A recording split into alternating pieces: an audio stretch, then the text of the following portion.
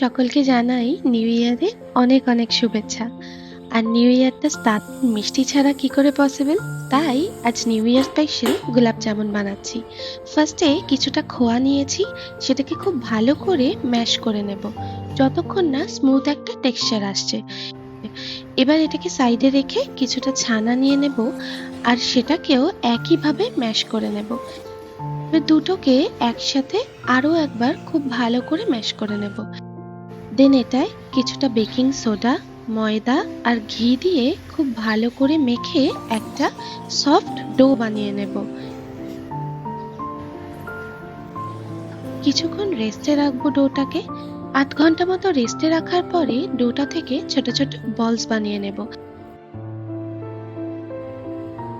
দেন কড়াইতে বেশ অনেকটা পরিমাণ সাদা তেল নিতে হবে। তেলটা পুরো গরম হওয়ার আগে বলসগুলো দিয়ে দেব। খুব ভালো করে ভাজতে হবে লো ফ্লেমে। অন্যদিকে সুগার সিরাপটা বানিয়ে নিচ্ছি।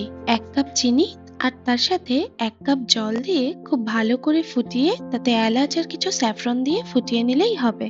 এই সুগার সিরাপটা একটু লিকুইডই থাকবে। এদিকে গোলাপ জামুনগুলো খুব ভালো করে ভাজা হয়ে গেছে। এবার সুগার সিরাপে দিয়ে ৭ থেকে ৮ ঘন্টা রেখে দিতে হবে। ভিডিওটা কেমন লাগলো জানিও। দেখা হচ্ছে নেক্সট ভিডিওতে। টাটা।